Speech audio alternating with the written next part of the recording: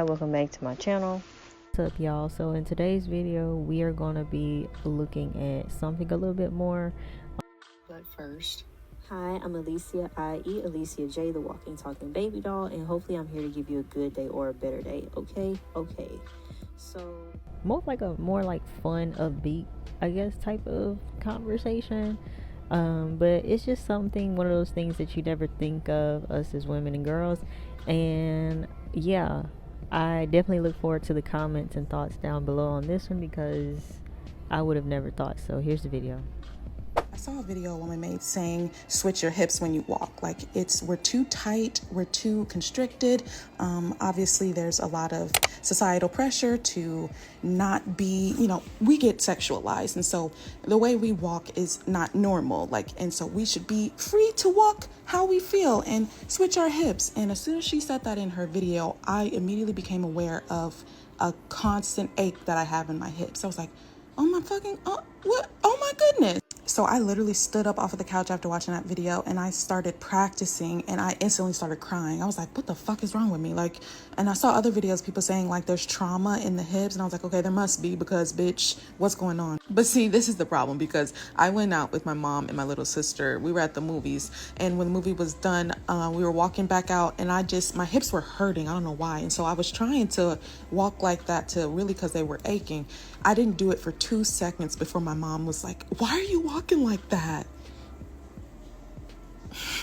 Okay, so yeah, definitely leave your comments and thoughts down below. Please let me know what you think. Have you noticed doing certain things like yoga, Pilates, different movements with your body, being more one with your body and connecting mind, body, and spirit, like they say? Have you noticed, as a woman, that does something for your energy, for your well-being?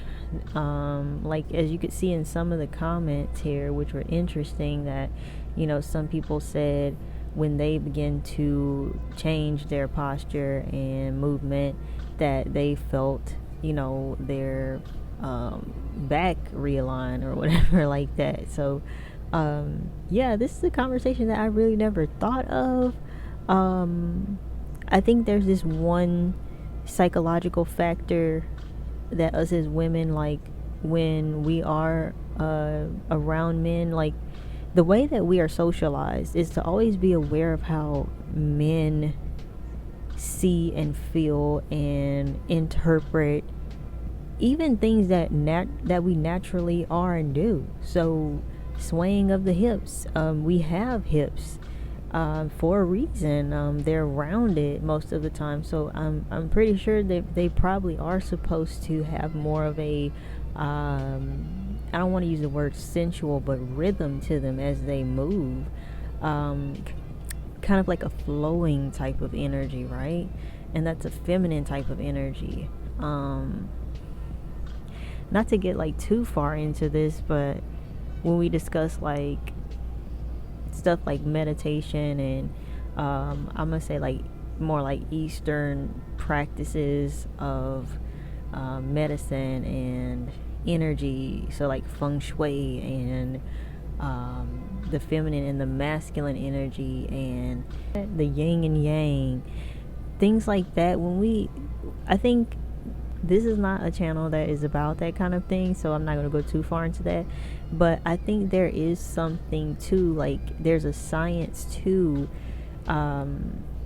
keeping the energy flowing properly around you, within your mind, within your soul, yourself, and some type of alignment that can get you to a transcendence, as Maslow's law of hierarchy shows on the pyramid. And I'm just curious as to how y'all feel about that. How do y'all feel when you exude more feminine energy, or you let your feminine energy flow, your creativity flow, your sensuality flow, your passions flow? How does that make you feel different as a woman? And I kind of went off tangent, but yeah, we're always kind of socialized to consider how men maybe interpret things or feel about us. And men, let's be honest, they look at us like objects. So even just flipping your hair out of your face can be seen as the wrong signal. Trying to be flirtatious, trying to be maybe more uppity than everybody else. We get a lot of judgment just being ourselves, just being out in nature. And I think sometimes when people see a beautiful woman, or a woman that's just in her femininity, in her sensuality, just one with nature. And when I say that, I'm thinking of like a lady, like having a picnic to herself in a park. Her skin is glowing, she's beautiful, she's pretty, she's just enjoying her life and romanticizing her life. And I think people don't, the way that we would want men to see that is kind of like how we would see that, like, wow, that's a beautiful woman, and I get to admire and take in her beauty. And yeah, like a piece, like a good sense of art. When you pass a good piece of art and you're like, oh, that actually made me feel something, that beautified my day, that romanticized my day, that's what it should be like. But instead, men, they kind of objectify it, and they see it as, sexualized. So a woman just minding her business is like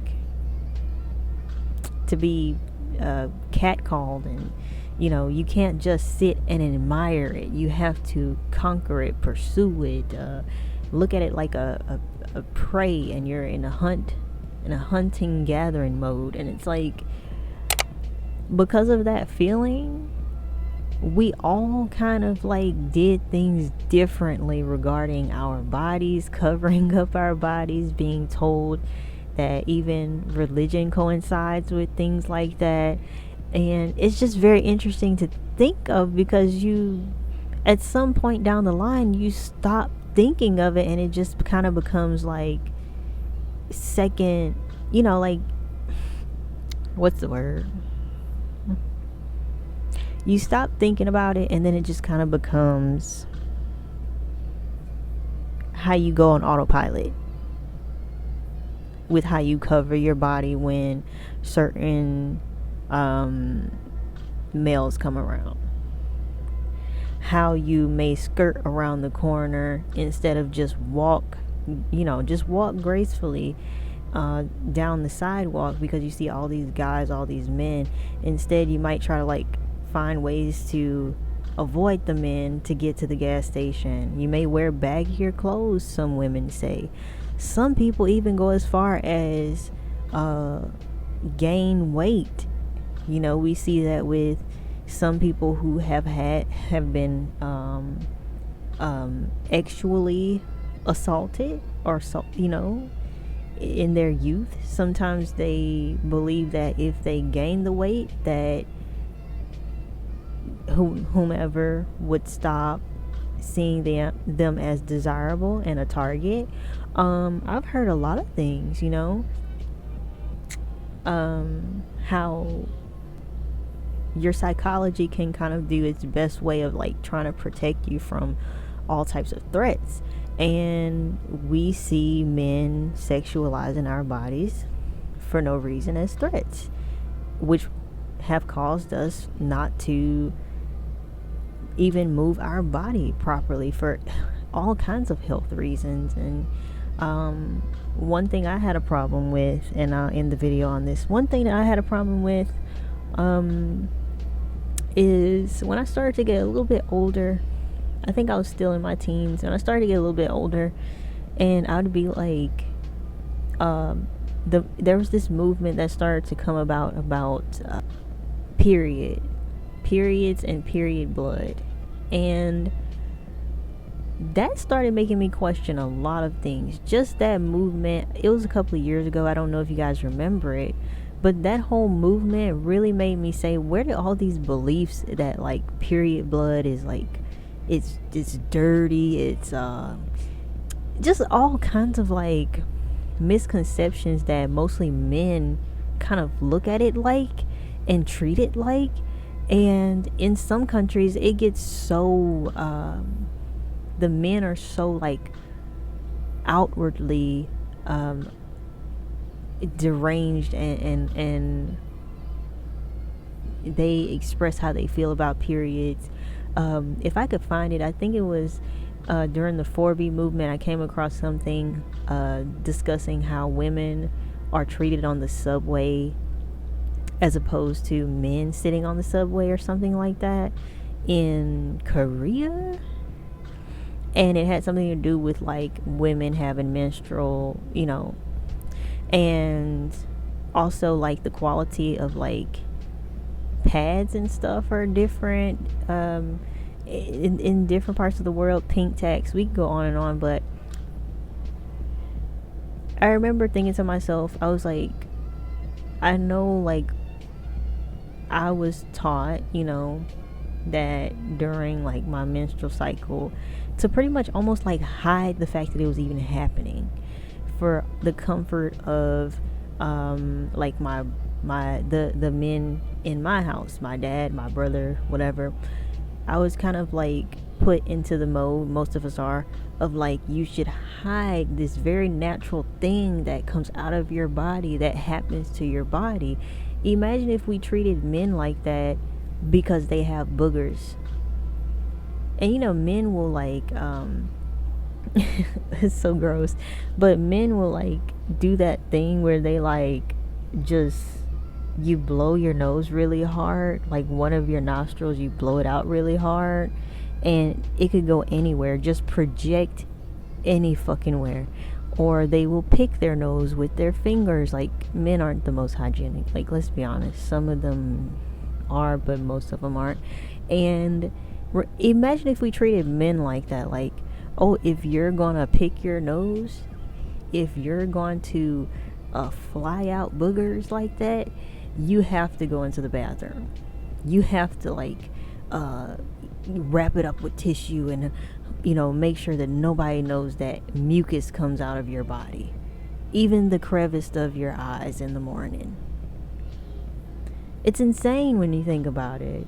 And I remember, I think I was like 19 at the time, and I was like, yeah, it's really fucking crazy how if I make a slight accident in the bathroom, regarding like my menstrual, like I leave a piece of tissue or it doesn't flush completely down the toilet and it has a bit of like, blood on it. That blood, really, it's not just blood, but that would be seen as like the most appalling. Oh my God, it's so controversial. Oh my God, it's like gross. That's disgusting. And it's what my body does. And that's another insane part about it. Our bodies do that every month. That should be so normal. It's not like our bodies do it every once a year, every 2 years. Our body does it every fucking month until we get to a certain age, of course. And if something happened that frequent, like that is a level of just being frequent. It's not rare, it's frequent that happens. And it should be looked at more like, oh, that's typical, that's normal. That's just something that happens every other day, every day, every month. But the way that it was socialized to me was that you don't want men to see things like that. You don't want them to even see that you threw your pad wrapped up, you wrap your pad in the plastic and the little tape, you don't even want them to see that. And to me, I started questioning that, I think, when I saw Shin with some people, and I noticed in particular that someone really close to me, she had a spouse, and the spouse was with us, and she had no problem with just like wrapping her pad and just throwing it in the bathroom trash can. Not her trash can in her room, the bathroom trash can. And maybe it was just me and the way that I was raised. I don't know about how you guys were raised, but something like that was just like, don't leave it out in the open. Kind of go in your room maybe, or put it in another bag, or keep it very discreet. Nobody should know this is happening to you. Of course, unless you or you share your discomfort rather with another woman that you trust at the time. But yeah, you guys let me know how you think and feel about this topic, of course, and I'll catch you on the next one.